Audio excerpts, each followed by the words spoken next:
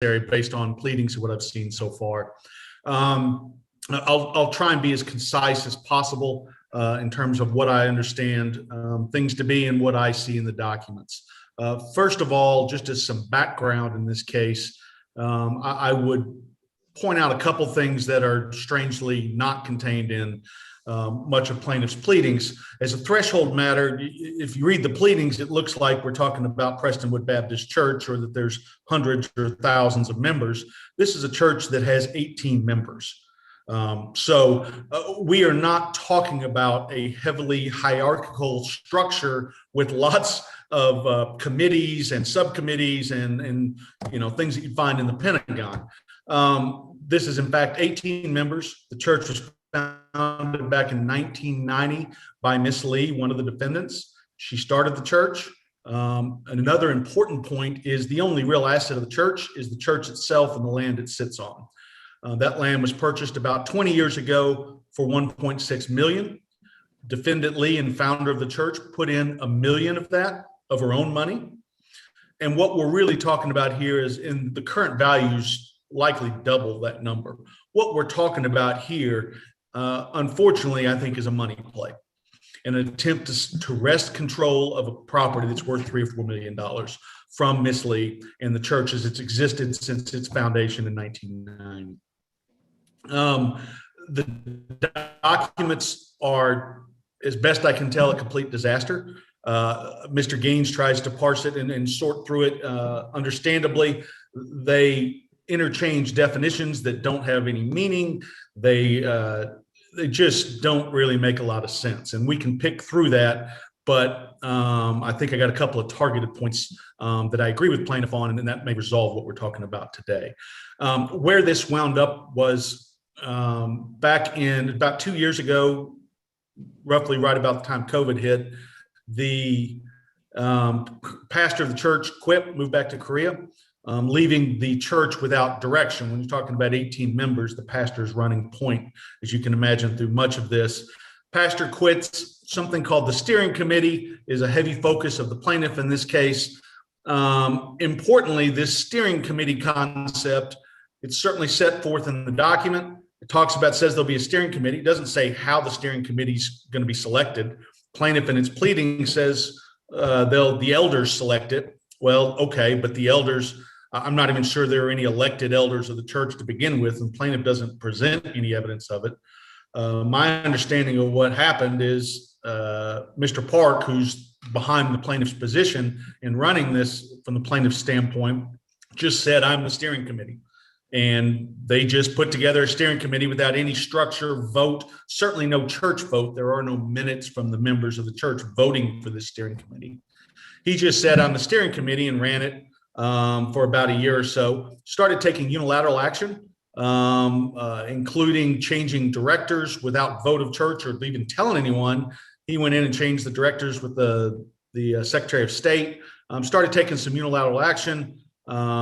The defendants found out about this and called a meeting. They called a meeting of the whole church. They want to describe it as a deacons meeting. The memo, which is fully in Korean because the entire church speaks almost exclusively in Korean, called a meeting of the deacons and members. And all members of the church, the meeting they refer to as the deacons meeting that was noticed late August and took place September 5th. In that meeting, 12 people participated. 12 people voted to remove Mr. Park from executive positions. I referenced earlier, I think I agree with plaintiff in their position in their pleading. In their own pleading, they reference whenever you're to remove a director, and again, director versus steering committee versus elder, these terms are used interchangeably throughout these documents. But when you're removing leadership, their own document and their own pleading I saw this morning that they submitted says that you default to the code, and the code says you remove directors or leadership positions the same way you elect them. Well, the document itself, the Articles of Incorporation, has a provision or section, again, the numbers get a little jumbled, but it's in Chapter 5.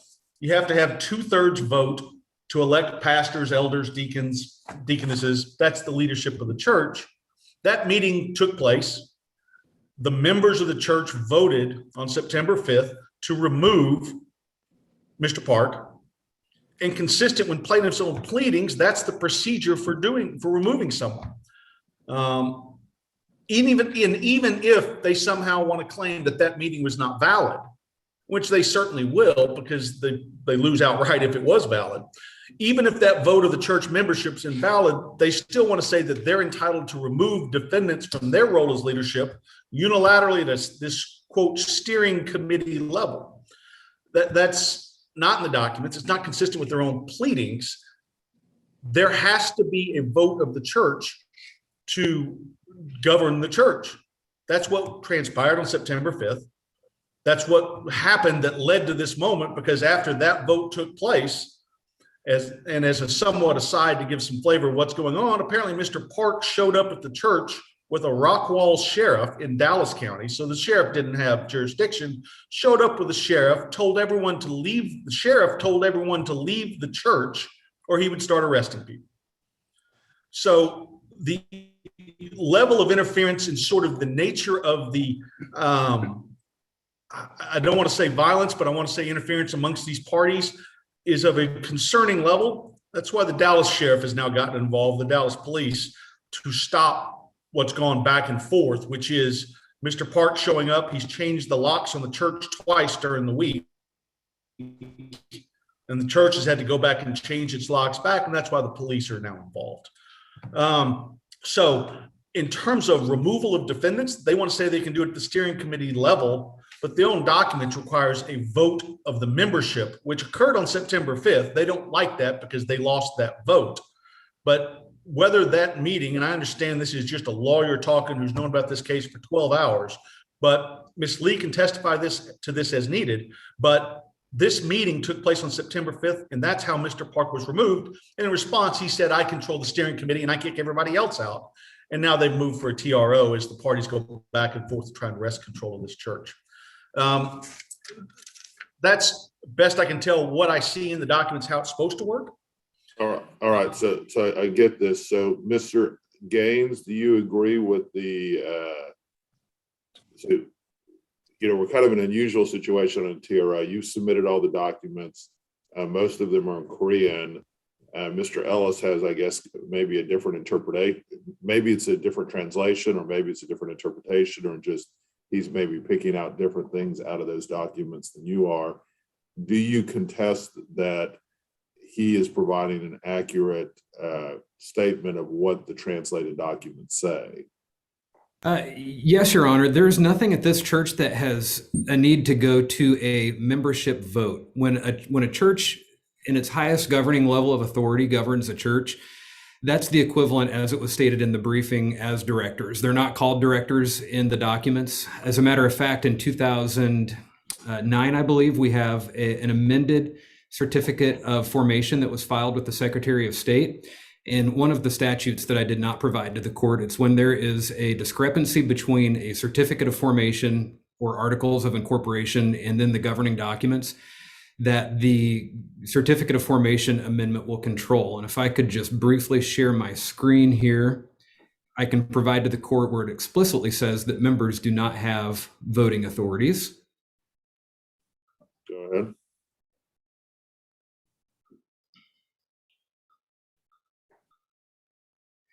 And I'll point out to the court, this was filed on November the 13th of 2008. In its Article 9, it just says, this amendment was adopted at the Board of Directors held on October 20th, 2008, and received a majority vote of the directors in office, there being no members having voting rights in respect thereof. And Judge, this is a case where I can share it again if I'm sorry, Judge. Yeah, could you go into that really quickly? Yep. Nope, I'm very sorry. This is a case where, Miss Lee does not own the church. People don't own churches. They're governed by a board. And the arguments that Miss Lee is making, she served on the steering committee, and she was involved. Before you go into this, Article 9 says the amendment was adopted at the meeting of the Board of Directors held October 20, 2008, and received a majority of votes of the directors in office, there being no members having voting rights in respect thereof. What does that even mean? Does that mean that at that time there were no members of the church, or what is that amendment supposed to mean? No, Judge, this was an amendment where they were deleting the Mr. Steve Jiao Kim, Wan Ju Lee, and Kwang Jin Ko, and replacing them with Kung Moon Cha, Wan Ju Lee, Dae Sun Huang. So Okay. it's just saying that there were no members that have rights to vote on such a thing as appointments. That's what this is supposed to mean? Yes, Judge. Okay. Do you agree with that, Mr. Ellis? That's what this means? I don't agree with that at all. And I would agree that it's a little vague, but I certainly don't agree that that says that members don't have voting rights, particularly whenever they own their own articles of incorporation, which they're calling the bylaws, say the exact opposite, that members have to elect elders and leadership of the church. So I don't agree that's what it says, Judge. And Judge, we would say from the course and usage of the church, the church has not historically had membership votes. Even when Miss Lee served on the steering committee, there were no membership votes for the appointment or for the removal of other steering committee members. Miss Lee participated exactly as the steering committee in the session has always functioned. And now for the first time, because she wanted to remove Mr. Park, Ms. Kim, and Mr. Bay from the steering committee, now she called a membership vote. And just like an associate here in our firm can't fire a partner, deacons, trustees, they cannot fire members of the session or the steering committee. And the articles make it very clear that the session and the steering committee, that committee is the highest level of leadership within a church. And who can remove members of that? Only the committee itself? As that steering committee has functioned, yes, Judge. And per the articles themselves, it gives the steering committee, it's in the briefing I provided, Judge. I can pull up the actual, the steering committee has the exclusive authority to expel and to discipline the other steering committee members and the other subordinate committees such as deacons, trustees, et cetera. Do you agree with that, Mr. Ellis? I don't, Your Honor. And this gets back to, I agree, course and usage has been a mess with this group in terms of how it happens with their documents. The documents aren't clear either. But most importantly, Mr. Park, who's running this, there was never a vote to appoint him to begin with. He just said, I am king, and he's the steering committee. And he just claims that's the way it is. He's never been elected to a single office in this church. He just says that he's the steering committee. And for them to say that he can now have unilateral control with him and his wife being two of the 5 purported members is not consistent with the documentation. He's got to be elected. And more importantly, from a global level, like any corporate governance at any level, the church has to be able to elect its board of directors. And the plaintiff's position is that the steering committee, once they become appointed, however it is, and in this circumstance, it was just saying, I am king, they're now saying there's no way to remove the board of directors from the shareholder level vote. And that's simply not consistent with the documents. It's not consistent with the way any corporate governance works in this state or this country. Amen. And Judge, my response to that would be Someone that say amen. Every church is different. You know, every church governance model is different. Some are hierarchical and are subject to the diocese. That's not the case here. Some within a church are governed Mr. by. Gaines, let me just say this. At this point, I'm going to deny the TRO. Something I do think that should happen in this case, and this is not an order, it's just a suggestion for you guys to consider, is possibly we need is to get there are a few attorneys in town that are Korean, that speak Korean, is possibly have a special master appointed that speaks Korean that can translate these documents, because obviously there's a very difference of opinion of what they say. I don't speak Korean, and so I don't know if they're properly translated or not. But based on what I've heard, I'm going to deny the TRO. Mr. Ellis, if you could go ahead and submit to me a proposed order, if you already submitted an order denying. I will, Your Honor. I'll submit one today. And I would highly recommend you guys consider appointing a special master just to try to go through these documents and make me a report saying, hey, this is what it's been said. if it was Spanish, I speak a little bit of Spanish. I don't speak any Korean, obviously. And do you guys know any attorneys that speak Korean? I don't off the top of my head, Your Honor, but I think it would not be particularly. I know David Park does. There's some others that do. But you guys talk about that. Just get me an order at this point to 9, and then we'll go from there. Okay, guys? Great. Thank you, Your Honor. May we be All right, thank you, Judge. All right. Our next hearing is on International Offset Corporation versus 4 Holdings. Anyone here on that? Yes, Your Honor. I'm Justin Strother from Diamond McCarthy. I represent the defendants, and I'm the movant. Okay. Good morning, Your Honor. Charmaine Becken here for the plaintiff. All right. Well, Tony, let's go on the record on cause number DC 206743, International Offset Corporations versus 4G Holdings. Counsel, make your appearances. Your Honor, I'm Justin Strother, and I represent all 5 defendants. Your Honor, I'm Charmaine Voorhees Becken, and I am here on behalf of the plaintiff. Let's proceed. Your Honor, the defendants have filed special exceptions against plaintiff. We have filed on 2 grounds. The first one is the more important one, because if the court is inclined to grant the special exceptions on that ground, there's no reason to discuss the second ground. So I'm going to start there. Okay. Our special exceptions are straight to the point. We assert that plaintiff does not have standing to bring the claims that it has filed in its second amended original petition. Full stop. To understand why, I need to explain who the defendants are and who the plaintiff is and who a former plaintiff was. So the head defendant is 4G. The second defendant listed on the petition is Nutrispace, which is a company owned by 4G. And the 3 individual defendants are board members of 4G. The sole remaining plaintiff right now is International Offset Corporation, which everyone refers to as IOC. IOC pleads that it is an affiliate of the former plaintiff, Artis. That's ARTIS. As pled by plaintiffs, Artis, no longer a plaintiff, entered into a contract with 4G. And so in the previous petitions, Artis was complaining about breach of contract, as well as fraud, money hadn't received, and conversion.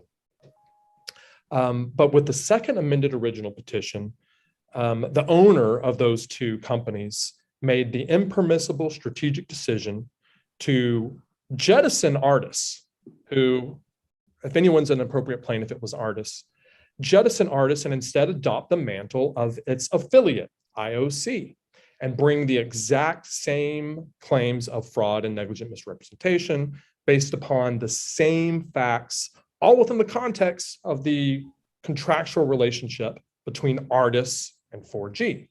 And to us, there's a very transparent reason and impermissible reason that the owner of those 2 entities made that choice. And it's because the written agreement between Artis and 4G makes the loser in litigation pay the prevailing party its attorney's fees.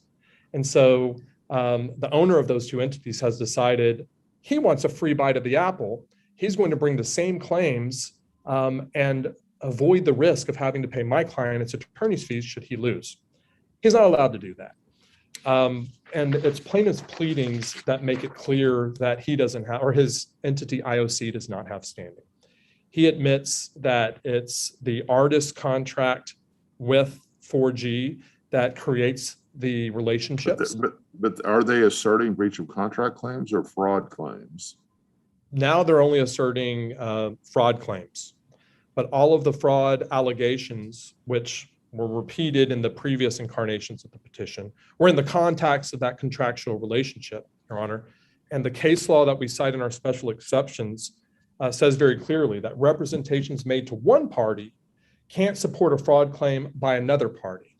And so the owner of Artis and IOC can't just decide all of a sudden that the representations made in the context of that contractual relationship were instead made to IOC because he decided that he was going to wear an IOC hat.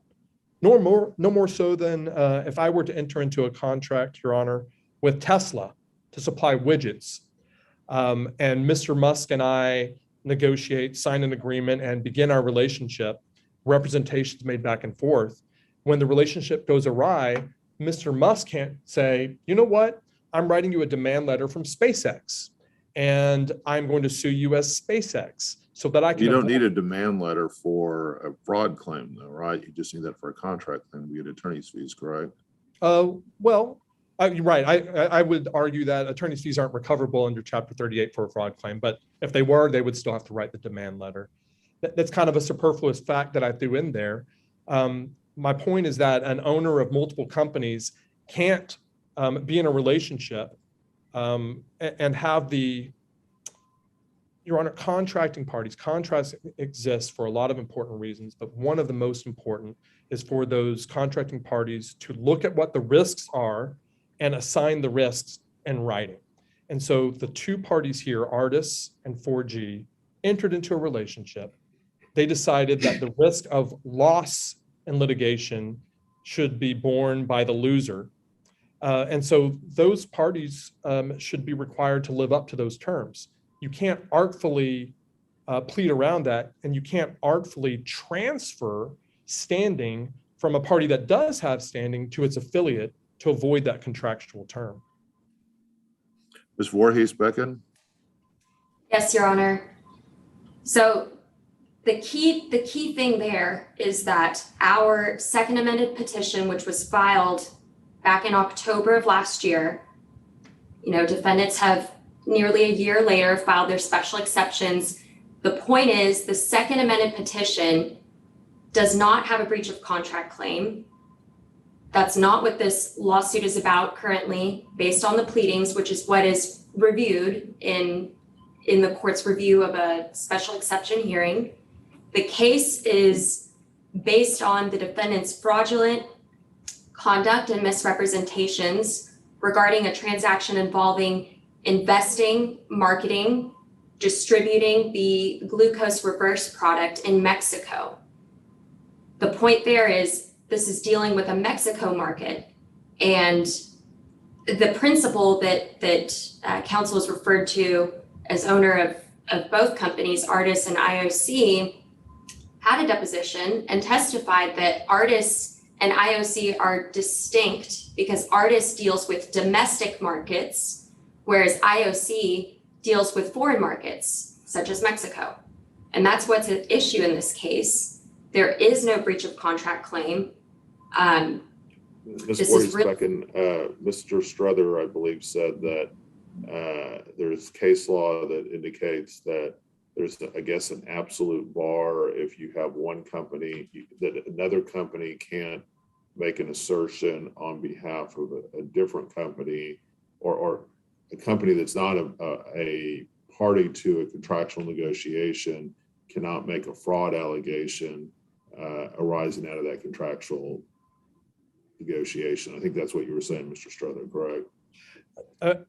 Slightly different. I don't recall if the case involved a contract or not. Instead, what the court said is that representations made to one party can't be adopted to support a fraud claim by another party. And is the allegation in this case that the statements were made to another party, or were they also made to the plaintiff? Well, there's just one. I'm sorry. Were you asking me, Your Honor? No, Ms. Voorhees-Becken. Well, Your Honor, it's IOC because IOC is dealing with the foreign market in Mexico. And that's another good point is that, the contract that opposing counsel refers to is a corporate barter agreement. And that's part of the context, just as Mr. Strother said, that's part of the context behind the parties' relationship, but it's not what the fraud claims are based on. The fraud claims are based on, and negligent misrepresentation, they're based on their efforts to market the glucose reverse product in Mexico, separate and apart from this corporate barter agreement that council has referred to. So we're talking about two separate things here. And as far as whether or not IOC is an affiliate of artists, we've pled that, Your Honor, and for purposes of reviewing a special exceptions ruling, the court can take the allegations pled in the petition as true. And the court also has wide discretion on ruling on special exceptions. And so, Your Honor, if the thing is that they just don't like the way we've amended our petition and they don't believe that IOC is an affiliate of artists, that, you know, that's a different matter for a different day. Yeah, I agree that this is probably more appropriate for a summary judgment or something like that. So I'm going to deny the first special exception. The second one is just on the amount of damages. Is that right? No, Your Honor, it's about inadequate allegations of the misrepresentations. So plaintiff's petition only identifies 6 topics that misrepresentations or failures to disclose occurred about. But the petition doesn't actually list the specific misrepresentations. I could pull those 6 topics up, but basically I think the court, the law requires a plaintiff to articulate what the actionable representation really I agree with that. Ms. Voorhees-Becken. Yes, Your Honor. So the portion that they're specially accepting to is in our causes of action, which we've actually included a footnote that refers to all of our previous allegations in the petition. And those have actual quoted content from emails, communications, meetings, phone calls, spanning from the time of November, I believe, November 2019 through April 2020.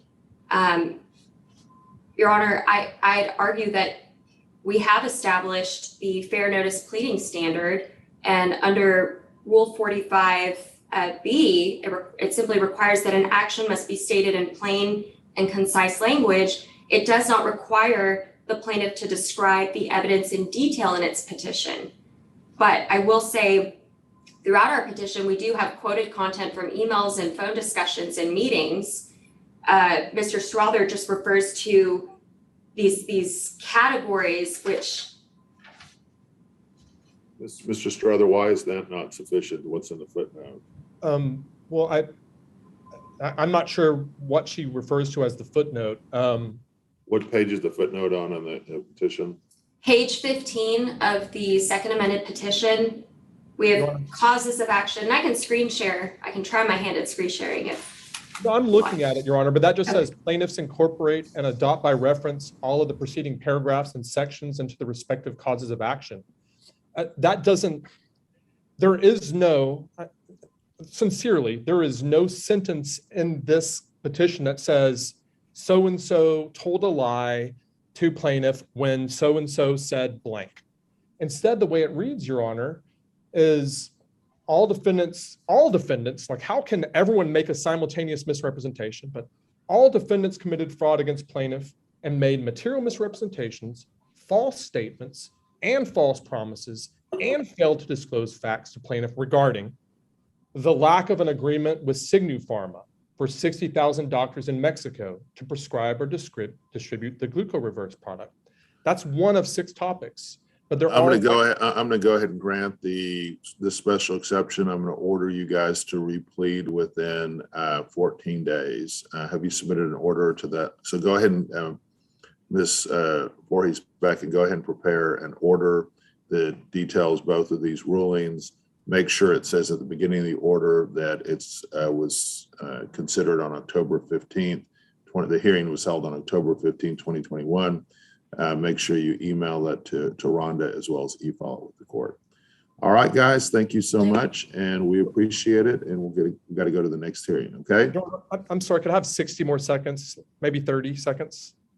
There's one sub point that I want to make sure that is included, if the court agrees, included in the order. With regard to a failure to disclose, a plaintiff has to plead that there's a duty to disclose and where the duty legally comes from. So our special exceptions include that subpoint. Ms. Voorhees back in. I think he's referring to an element for fraud by non-disclosure. And as the court knows, there's different existence of a duty to disclose is a matter of law for the court to decide. And there's different scenarios where it can arise. I think what he's asking for is what is the relationship that gives rise to that duty? I think that's what you're asking for. Not what the duty is, but what is the relationship that gives rise to it? Yes, Your Honor. That's Texas Supreme Court case law, Insurance of North America versus. Yeah, you'll need to add that. You don't need to go into what the duty is, but what relationship gives rise to the duty, if any, if there is any special relationship. So just add that within 14 days. And thank you, guys. I got to get to my next hearing. Thank you so much. You guys have a great day. Your Honor. Thank you, Your Honor.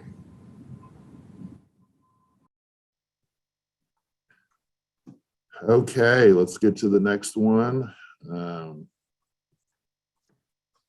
next hearing is, we are running kind of behind today.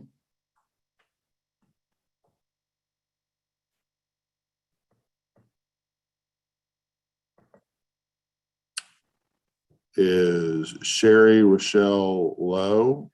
Are both sides here on that one? Yes. Yes, sir. And then I know I saw Mr. Lunningham here. Can you hear me, Mr. Lunningham?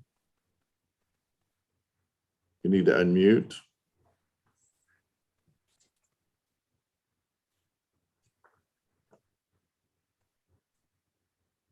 Mr. Lunningham, are you there? Mr. Lunningham, are you there?